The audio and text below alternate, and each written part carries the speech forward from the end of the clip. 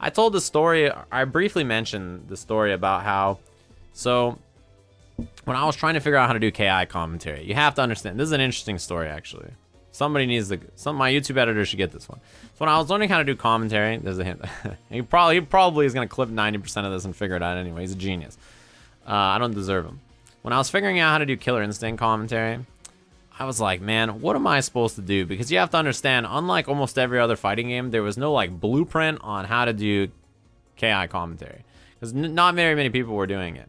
And not many people who were doing it were like the guy that is going to do the analysis. There was a lot of hype stuff, right? So I was trying to figure out the proper process on how to do KI commentary. And what I was really struggling to figure out is like, so KI combos are like sandwiches, right? I've talked about this before. Killer Instinct combos are like sandwiches. You have an opener that's like a piece of the bread, right? And then you have the meat of the combo, which is the auto double or the manual. Then you have a linker, which is the special move between the meat and everything else, right? So that's how KI combos work. It's an opener, then you do like a linker, which is like, you know, the veggies or the other stuff, and then you do the double or the manual, which is like the meat. And you just keep layering that, and then you put the other half of the bread, smush that together, you got a combo. So when the combos are happening in KI, there's pieces of it constantly. And the thing is that every single decision that's being made on offense and defense is important. So when a combo's happening, it's not like Dragon Ball where I can just say, oh, he's gonna do the level 3 here and go for Oki. It's like, wow, he did the medium linker into the medium manual into a light linker into the battery ender, right? And every time that's happening, you have to discuss what linker or double choice or manual choice he made, why the opponent broke it or didn't break it or got locked out on it, and like why that's happening, right? So it's like so hard to discuss all of that in a very little time period and keep the analysis short on why it matters. So I was like, what's a game that's similar enough to KI, that has a combo system, that has direct influences from both sides at the same time, that have to do analysis of it? And my comparison was Smash, because in Melee, when you hit somebody, it's like the combo depends on, you have to make the decision, right? Like, are they going to DI in? Are they going to DI in like this direction to deal with this combo or this part of the combo? Are they going to DI like this way? Are they going to do like, you know, when you do something, are they going to tech in place? Are they going to roll direct? Like, what are they going to do, right? Like, there's a lot of decisions that happen in Smash as well. So my thought process was like, all right, I'm going to listen to Smash commentary, and like, I'm going to see how they handle the little micro decisions of all these different situations, right? It's a similar situation. So I listened to Smash commentary, and at the time, Scar and Toph were like the main commentators that were doing all the stuff, right? They were doing all the top 8s right around the time where I was doing KI, and I was trying to figure out what I wanted to do. So I was listening to Smash commentary. And after listening to Smash commentary for a while, so I figured out how the game works, and then I figured out how I learned a basic knowledge about the game so that I could listen to the commentary and understand it. So I listened to it, and after listening to Scar and Toph, I learned absolutely nothing about how to do analysis. Not a single bit at all.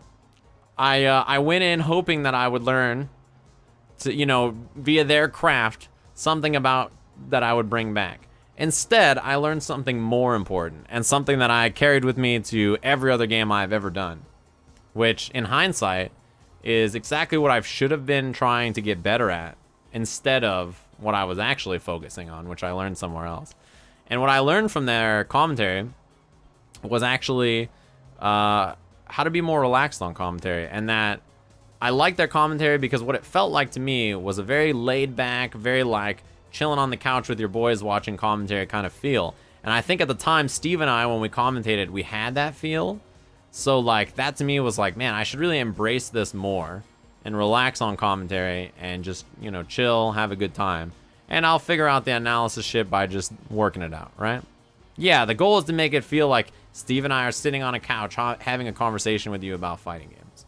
And that's kind of what I picked up from their commentary instead of analysis. Yes, that is true. Sometimes they chill to the point where they're barely commentating the match.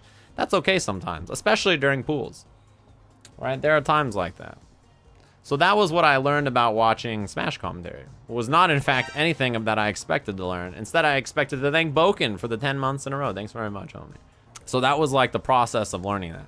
Learning how to do an analytical commentary, I just did through trial and error. So I don't have a fancy way of teaching you that. Do I see myself doing commentary on fighters in 20 years? I have no idea. I don't know if I'm going to be commentating in 5 years. So 20 years is crazy. Who do I like commentating with the most? Steve. That's easy peasy. Yipes is easy to commentate with too. It's crazy. Steve and I don't commentate together a lot for a duo, right? Which is really funny about us. But when we do, it's great. I have commentated with Z. I've done an E-League with him, and I've commentated CPT with him too. I never commentated Marvel with Yipes. I commentated Marvel with Steve before, and I've commentated Marvel with Ringe, but I never with Yipes. You know, the thing about Yipes is that everybody can type a Yipes impression, and everybody knows what Yipes sounds like, but nobody can do a good Yipes impression vocally, or one that's nearly as charismatic or entertaining, right? And that's why Yipes will always have a job. Everybody can type out, like, you know, all of the noises and all of that stuff, but nobody can deliver it and actually really sell you like Yipes, right? He's so unique. Hit him with the Tay Dick win? Yes, that is so unique, right? He's too good. Dogface? Yes, I've heard old commentary a lot. The first thing I ever watched was the 2009 EVO Finals with Daigo Justin for Street Fighter, and then I went back and watched a lot of other stuff, including like some Marvel 2 stuff. I'm trying to think what else. Yipes and Matrix are excellent together. They have a very unique dynamic, and when they split up, they don't have the same dynamic with anybody else, right? That's what's very interesting about them. Have I ever commentated with Juna? No, I think we've done Jump Off together maybe, but we've never done solo commentary together. I've also only commentated with Obama once. People don't understand. There's a lot of people when they listen to Summit commentary, they're like, there's just so much. They're barely talking about the match, and they're just, you know, they're all over the place, and why aren't they discussing why the frame data there wasn't this? And it's like, shut up, man. The Summit is a relaxed, really cool, kind of laid back environment. If you want serious commentary, there are tournaments 50 weekends a year where you can listen to really normal, regular commentary. But just let the Summit be relaxing. That's all you need to do. And that's what people don't understand, right? Not all commentary has to be the same, and not all commentary has to be right for you, right? The thing I don't like about Smash is they have, after tournaments are over, they have the Smash commentary feedback thread.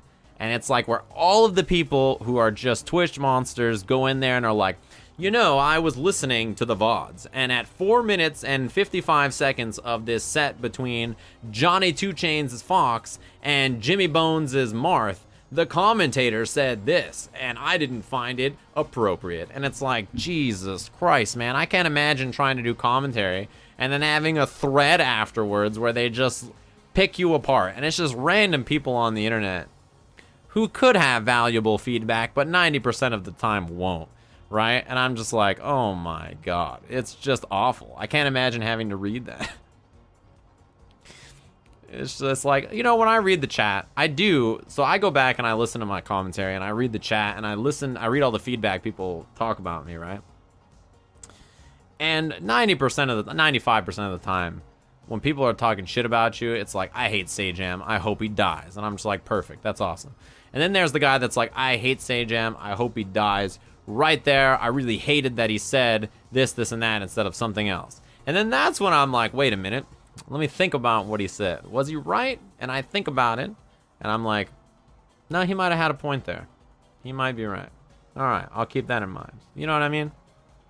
But majority of the time, the feedback is awful. Or it's right, but not worded in a way that's helpful for you. You have to like pull out of it what is actually valuable information.